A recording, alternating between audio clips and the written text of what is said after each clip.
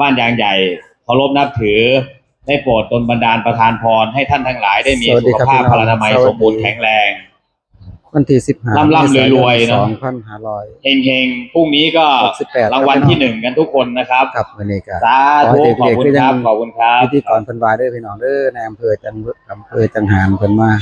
ร่วมงานนำมื้อนี้เพิ่นอวยพรให้ถูกรางวัลที่1โอ้นายเพิ่นให้พรรางวัลที่1บ่เด้อพี่น้องสาธุเด้อเอาลงท่านมาร่วมกันครับพี่น้องไปเบิ่งหยังเฮามีหยังแหน่มัน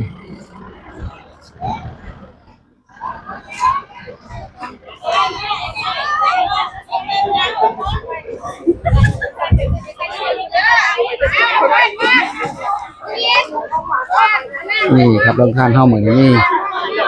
นี่กะเพราหมูสับไข่ต้มแล้วก็น้ำ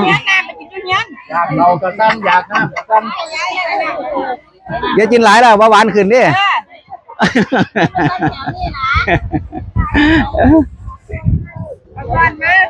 ซ้ำกล้วยกับแมนเด้อกับใช้เฮาอยากซ้ำกล้วยกับแมนบ่อ๋อโอเคโอ้มื้อนี้บุญหลายบ่เด้ไอ้บุญใหญ่มื้อนี้นี่ครับบุญใหญ่ครับมื้อนี้บุญใหญ่ครับขอบคุณท่านนายอำเภอจังหารนะครับมื้อนี้เพิ่นเมตตาแต่ละสุ่มแต่ยังคนก็มารวมกับท่านนายกทุกคนแต่ปากีนะครับเพิ่นจะพาด้วยชาติกลับแล้วนะครับอันนี้ก็ลงท่านแม่นบ่ครับโอ้สาธุนำเด้อตอนนี้ถวายพระทหารนี่พี่น้องให้มีทั่วที่กระเป๋ากำนันนี่เรียนได้กันนำมาเพิ่นมาเรียนก็ได้ครับเพราะว่ารวมลงท่านบัดย่างใหญ่พี่น้องปกติเพิ่นสิไปขายในเมือง100พี่น้องมื้อนี้เพิ่นทำบุญเนาะเพิ่นก็เลยเอาสินค้าที่เพิ่นสิไปขายล่ะพี่น้องเพิ่นมาบริจาคท่านอยู่บ้านย่างใหญ่นะพี่น้องปกติเจ้านี่เพิ่นขายในตลาดเลยแซ่บพี่น้องผมเคยไปกินขายดีแฮงเต็มอัตราแล้วนะครับขายดีแฮงเพราะว่าจะเป็นกล้วยผู้ใดพี่น้องท่านไหนผ่านมาเลดอย่าลืมแวะกินอยู่ตลาดเลดได้พี่น้องเด้อเพิ่นขายประจำรักมากสวัสดีครับมาหมู่บ้านแข็งใสทราบว่ามีใครหลานมาหมู่บ้านก็ไปกาฬสินธุ์เอาก็มานี่ไปบุญเอาไปเด้อจำได้อยู่ว่ามีหักกระเป๋าหุ่นเด้พี่ไอ้เด็กเทียมเดี๋ยวป้ายางไปเด็กเทียมท่านมากไปไอ้เด็กเทียมเนาะให้รับไปขึ้นได้อันนี้ไปจับเลยเราพายการสุพรรณเป็นเขียวนะครับเขียวไปจับครับลงท่านอนุโมทนาบุญนำเด้อพี่น้องอันนี้ก๋วยเตี๋ยวครับพี่น้องร้านนี้ก๋วยเตี๋ยวร้านนี้น้ำพี่น้องหลังจากกินข้าวแล้วก็มากินน้ำมีลำไยมีเป๊ปซี่โค้กโอ้อนุโมทนาบุญนำเด้อใจบุญสุนท่านเนาะบ้านเฮาเนาะงานใหญ่ครับพี่น้องวันนี้มีแต่คนใจบุญทั้งนั้นเลยลงท่านเต็มเลยพี่น้องบ้านไหนหน่อยแต่ว่าจิตใจนี่แบบ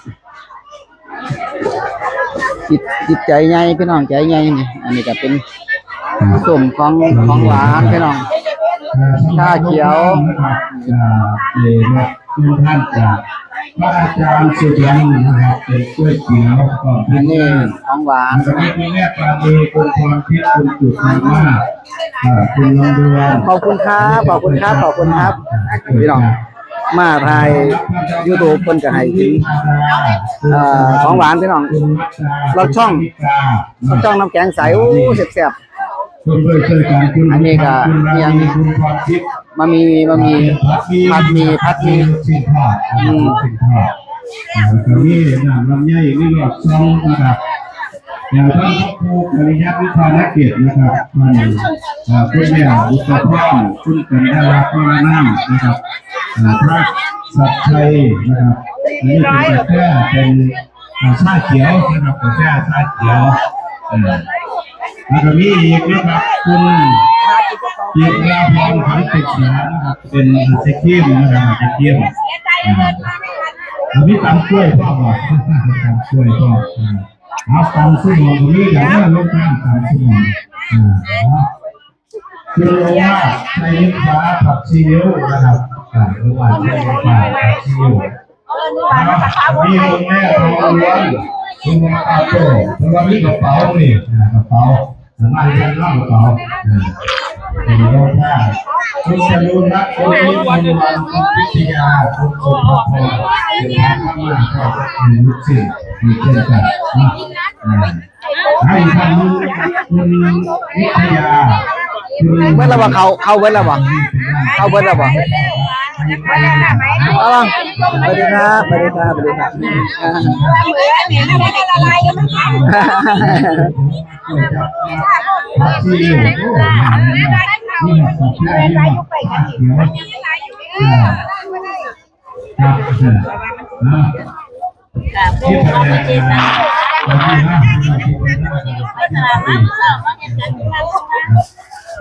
ินดีต้อนรับท่านสจ.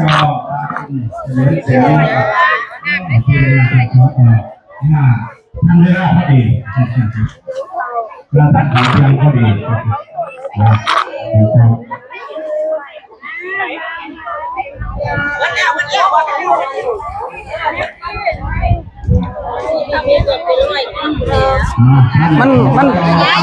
มันเตรียมบ่ทันว่านไปกาฬสินธุ์เบิดมือกลับมาก็เลยแวะซื้อของอยู่ตลาดจังหารหลายมืออยู่ดอกหลายมืออยู่แล้วไม่ได้พูดเริ่มแล้วจะได้ฝ่ายความบังคับดีอยากจะพูดเราให้ใส่แบบนั้นมาที่ได้ร้านเดียวกันเป็นดีดีกันก็ที่ได้กันร่วมงานกันก้อนเด้อเพราะวันที่ไหนดอกก็ให้เดี๋ยวขอทุกคนฟังจ้าเดี๋ยวไป3 เจอกัน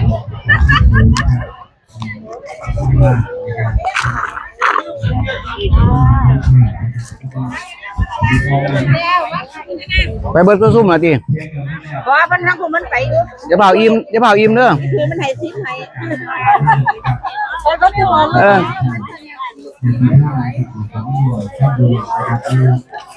นี่ครับพี่น้องนี่ผัดมีนี่ก็ผัดมีร้านนึงพี่น้องแซ่บพี่น้องผู้ใด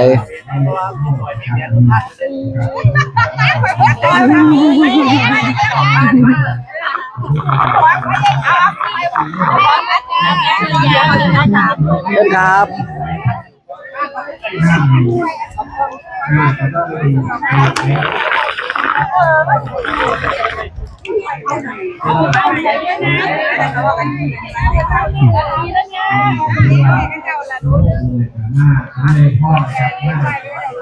นี่ก็พี่น้องบรรยากาศกับคนบ้านบ่ใหญ่ดอกพี่น้องแต่คนก็หลายนะพี่น้องเนาะหัวมีบุญมื้อเป็นบุญฉลองพัดยศแล้วก็ฉลองการแต่งตั้งเจ้าอาวาสวัดบ้านยังไงนะพี่น้องเพิ่นได้เป็นพระสมุนะพี่น้องแล้วก็แต่งตั้งถือโอกาสแต่งตั้งเป็นเจ้าอาวาสวัดพอดีพี่น้องเจ้ายังไงก็ได้จัดงานฉลองให้เพิ่นแล้วก็มีจิตศรัทธาทางบ้านในหมู่บ้านแล้วพี่น้องเพิ่นมาเฮ็ดโรงทานเพื่อแจกทานในมื้อบุญมื้อฉลองยศเพิ่นพี่น้องนะครับพี่น้องมันเฮาก็มาได้พี่น้องเบิดบ้านโรงทานสิเบิดบ่มื้อนี้ประมาณ9โรงทานพี่น้องมื้อนี้บ้านน้อยๆแต่ว่าใจใหญ่แฮงนี่แหละครับปัจจัยน้ำใจของคนภาคอีสานเฮามีหยังก็สามัคคีกันซอยเหลือกันจังซี่ล่ะพี่น้องมีบุญมีทานก็ฮอดกันถึงกันเบิดพี่น้องเอ้ยคนภาคอีสานจิตใจดีเอาเว้นมื้อใดโรงเรียนเอาเว้นมื้อใดออกแล้ววันที่16เป็นสิเขาอีกเพื่อนอ๋อต้องเกี่ยวอันซื้อน้ำไปแล้ว2 เว้นแล้วเดี๋ยวอีกเว้นอยู่อยู่วันที่17บ่ได้เมื่อกี้เอาอันไปแจกเอาอันแจกเพิ่นก็บ่เป็นหยังเอาอันM100ไปในเมืองมาซะเด้อก็เลยเอาM100ไปฝากหมู่เพิ่นอยู่เว้นได้ซะดอกมีแต่บันในท้ายรูปนำเพิ่นบ่ได้ให้แล้ว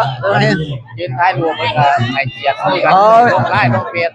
บ่เป็นหยังอันนี้แม่แป๊บลงไปผู้เดียวไปก็อยู่เทิงรถ ขอกรา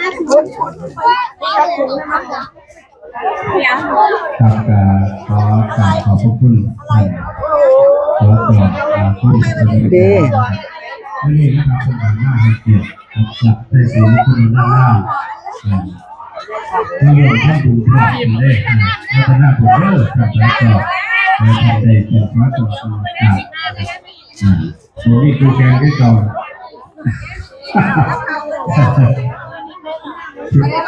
มึงแรงมันแห่บ่ลุงเย็นแรงมันแห่บ่ มีรถแห่ว่าบ้านมาที่นี่ครับพี่อันนั้นโมโหลี่แห่ว่าบ้านที่นี่มีรถแห่ตั้งหากทอด3 ทุ่ม ตู้ ทอด3-4 ทุ่มหมดเลยเดี๋ยวเอารถมาตั้งเลย ก็คืองานแบบฉลองพัดยศนำแล้วก็ฉลองไอ้เจ้าอาวาสนำได้2ตำแหน่งเลยว่าไง เสิร์ฟน้ำมันเจอสาระเห็นลงท้องเขาเห็นมันหัวมัน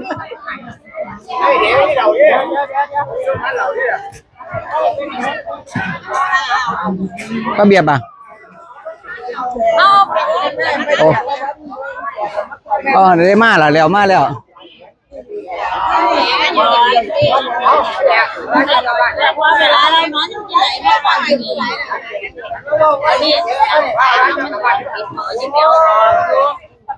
มันมองไม่เห็นนะไม่ตา ซื้อน้ำ ไม่ขากล่องมันจะทายทำอาหาร ซื้อน้ำ เอาแล้วเนี่ยเราจะถึงนี่แห้งเย็นหน้าให้กิน ส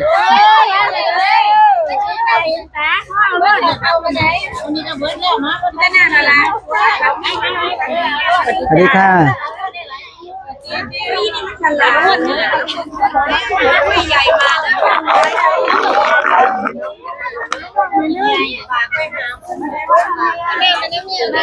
เป็นไงทั้งเฮาก็ลงมาทั้งศาลานี่ดิกับข้าวเบิดแล้วเหลือแต่น้ำน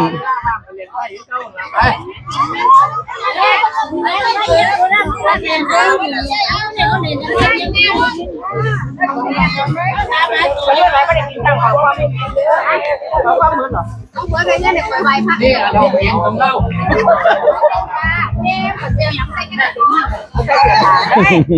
ใจไปยังไงทำกล้วยดีก่อนเดี๋ยวทำกล้วย เอาไปเอาบนแกงละมื้อนี้เนี่ยเขาจะมาลงทานเขาจะมาลงทานเพิ่นเอามาทานละมื้อนี้เอาโลด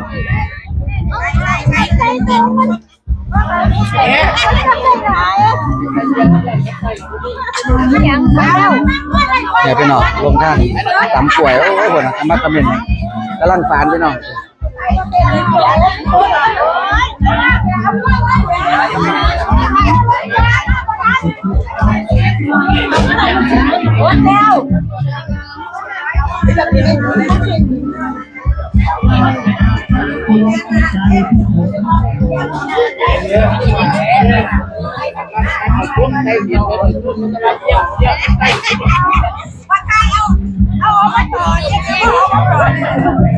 ไปตัวมือใช้ แต่ว่าเยอะตั้งใจนะคุณเบิ้ล หัวนาเพิ่งได้มาหัวนา เนี่ยรถเขาสั่งนี่เนี่ย3 ทุ่มรถแห่ มันมาประกันมาโฮดียังปล่อยมันคือใสสามารถถ้ามีกับใครดีใครดีว่ามีเราได้ปล่อยไม่ได้ปล่อย เบิดไปหมอนึงแล้ว ได้จะคนได้หลายอยู่ก็จะกันหน่อย ไม่หน่อยกับมือเลื่อนแล้วเนาะ ตามหนูอยู่นะไม่ได้ ยินดีต้อนรับคณะคนเป็นเรื่องจากความร่วมกับเขียนเนาะให้พี่น้องความร่วมกับเขียนมาหลอกโอ้ขอท่านนี่ให้ผู้ใหญ่ที่ก่อนนะนะครับการพระที่จะว่าที่จะได้ลูกค้าหลายท่านนี่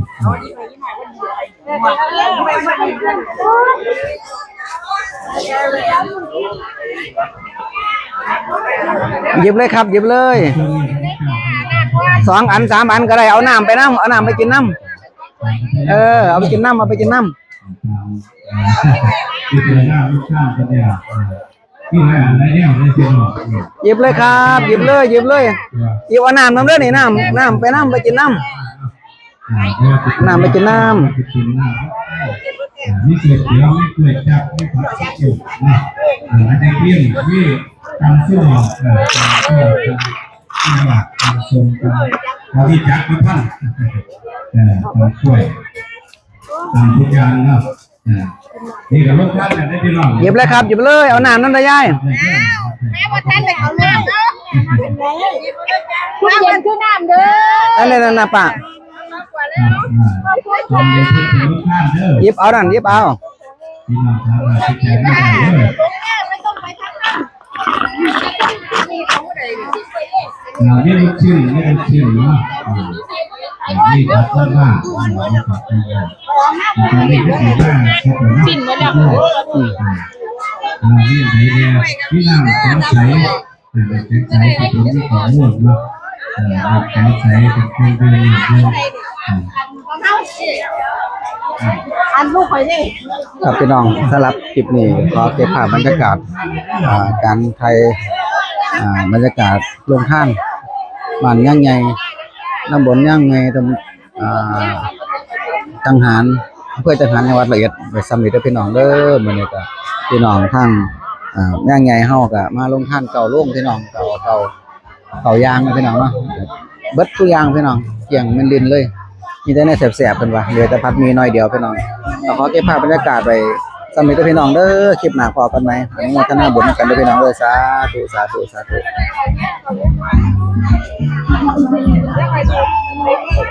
เอา